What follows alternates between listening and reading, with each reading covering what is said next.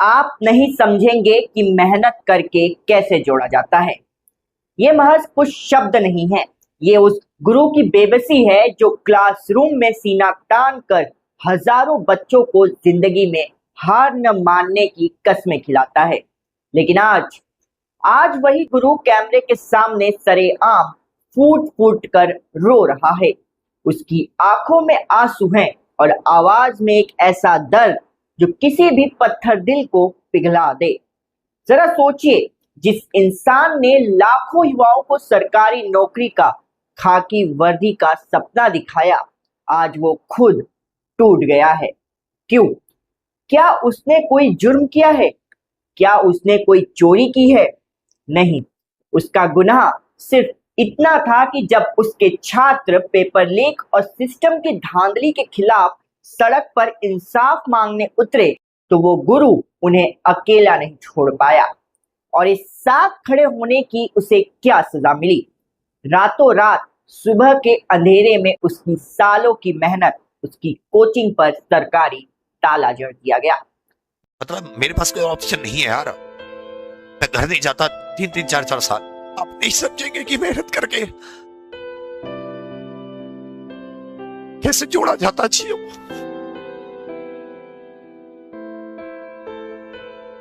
नमस्कार, मैं हूं प्रज्ञांश तिवारी और आप देख रहे हैं न्यूज चौपाल। आज मैं आप सबके सामने कोई आम राजनीतिक खबर लेकर नहीं आया हूं।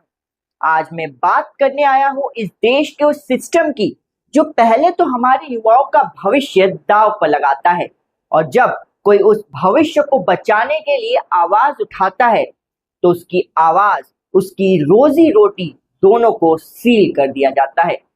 बात हो रही है एग्जामपुर के संस्थापक विवेक सर और उनके वायरल वीडियो की। आखिर अचानक ऐसा क्या हुआ कि एक इतनी बड़ी कोचिंग को रातों रात बंद करना पड़ा? कहानी शुरू होती है 29 मई से। गर्मी से तपता प्रयागराज और वहां की सड़कों पर उतरे हजारों छात्र। ये वो हुआ थे जो यूपीएसएससी, लेखपाल भर्ती और पुलिस कांस्टेबल की परीक्षाओं में हुई धांधली से परेशान थे। आप खुद सोचिए, 95% कट ऑफ जा रही है। छात्र पूछ रहे हैं कि भाई हमारे नंबर तो बता दो, तो आयोग जवाब नहीं देता। 5000 से ज्यादा स्पीड पोस्ट भेजे गए, 200 से ज्यादा सांसदों, विधायकों के दरवाजे खटखटाए गए, लाखों ट्वीट हुए, लेकिन जब किसी के कान पर जू तक नहीं रेंगी तो इन युवाओं ने एक शांतिपूर्ण कैंडल मार्च निकाला। युवाओं के इस मार्च में विवेक सर समेत कुछ और शिक्षक भी पहुंचे। उनका मकसद सिर्फ एक था, नैतिक समर्थन। वो इसलिए गए थे ताकि बच्चे उग्र ना हो, कोई पुलिस से ना भिड़े, कोई बवाल ना हो। और हुआ भी यही। 1 घंटे में बड़े ही प्यार से, शांतिपूर्ण तरीके से सब कुछ खत्म हो गया। प्रशासन की परमिशन थी, सब घर चले गए। लगा कि शायद अब सरकार बात सुनेगी, लेकिन सरकार ने बात तो नहीं सुनी। एक ऐसा एक्शन लिया जिसने सबको हैरान कर दिया।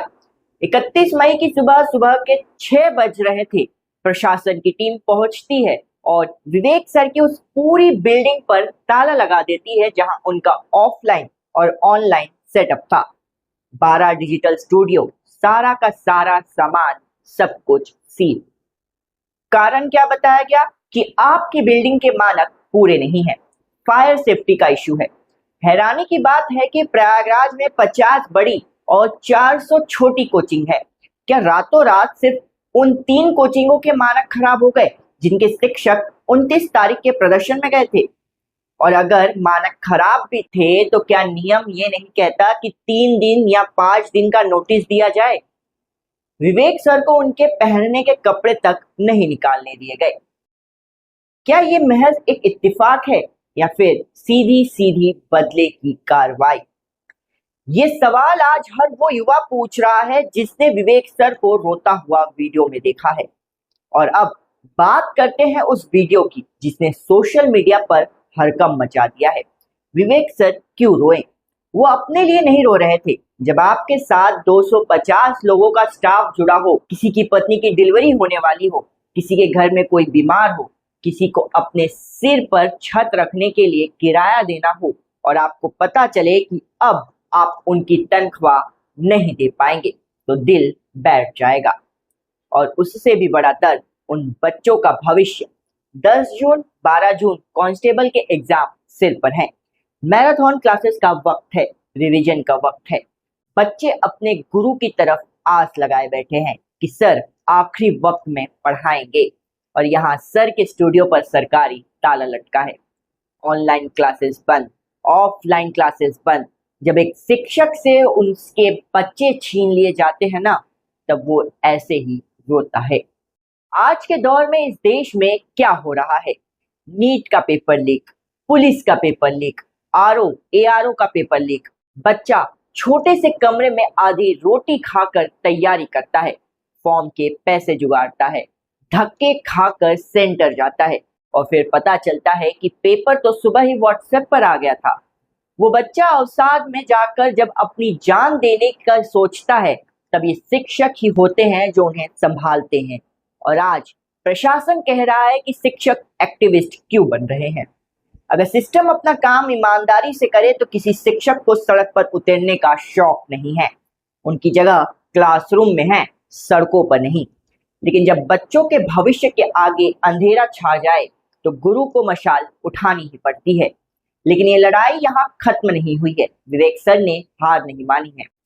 अब इन छात्रों ने, इन शिक्षकों और अभिभावकों ने तय किया है कि वो सीधे प्रदेश के मुखिया मुख्यमंत्री योगी आदित्यनाथ जी के सामने अपनी बात रखेंगे। 12 जून को लखनऊ के इको गार्डन में ये सभी जुटने वाले हैं। उन्हें उम्मीद है कि शायद बीच के अफसर मुख्यमंत्री तक जमीनी हकीकत पहुंचने ही नहीं दे रहे हैं। ये छात्र कोई एर गैर मांग नहीं कर रहे हैं, ना ही ये कह रहे हैं कि बिना एग्जाम के नौकरी दे दो। ये सिर्फ पारदर्शिता मांग रहे हैं, अपना स्कोर कार्ड मांग रहे हैं, और वो समय मांग रहे हैं जो पेपर लीक होने के चक्कर में उनकी उम्र से कट गया है। हम न्यूज चौपाल के जरिए यूपी सरकार से अपील करते हैं कि इस पूरे मामले की निष्पक्ष जांच करे। अगर कोचिंग के मानकों में कोई कमी है तो उसे ठीक करने का समय दिया जाए, ना कि छात्रों का भविष्य अधर में लटकाया जाए।